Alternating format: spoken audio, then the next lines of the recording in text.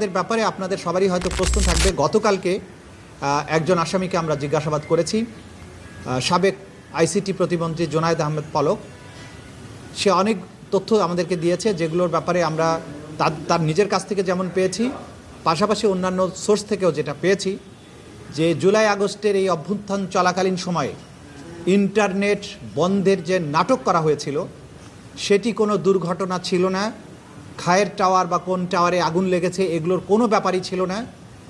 সেখানে সে স্বয়ং স্বীকারোক্তি দিয়ে বলেছে বা নিজে স্বীকার করেছে যে এই ইন্টারনেট তদানীন্তন প্রধানমন্ত্রী এবং এই মামলাগুলোর প্রধান আসামি শেখ হাসিনার নির্দেশে সরাসরি প্রধানমন্ত্রীর কাছ থেকে নির্দেশনা আসার পরে তথ্য প্রতিমন্ত্রী নির্দেশ দিয়ে আইআইজি ইন্টারন্যাশনাল ইন্টারনেট গেটওয়ে, এই গেটওয়েদের একটা হোয়াটসঅ্যাপ গ্রুপ খোলা হয়।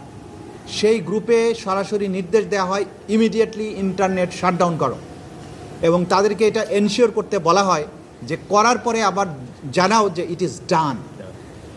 এই তথ্যগুলো আমরা বিভিন্ন সোর্স থেকে পেয়েছি, সেগুলো যাচাই বাছাইয়ের জন্য সেই সংশ্লিষ্ট আসামিকে আমরা জিজ্ঞাসাবাদ করেছি, তিনি এটা সত্যায়ন করেছেন।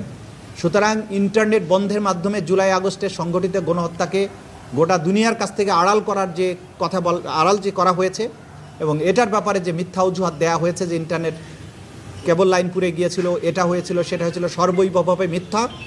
সম্পূর্ণ প্রধান যে নিউক্লিয়াস শেখ হাসিনা, তার নির্দেশে, তার পরবর্তী কমান্ডার জোনায়েদ আহমেদ পলকের পরবর্তী নির্দেশে এই ইন্টারনেট প্রোভাইডার যারা আছে, বিটিসিএল আছে এবং বাংলাদেশ সাবমেরিন কেবলস পিএলসি, এরাও চিঠি দিয়ে জানিয়েছে যে তারা কার কার নির্দেশে এটা বন্ধ করেছে।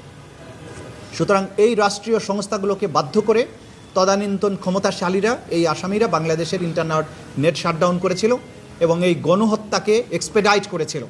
এই তথ্যগুলো আকার রূপে আমরা পেয়েছি, এগুলোকে আমরা ফর্মুলেট করছি, এখন এগুলোকে আমরা বিচারের উপযোগী করে কোর্টে প্রেজেন্ট করব।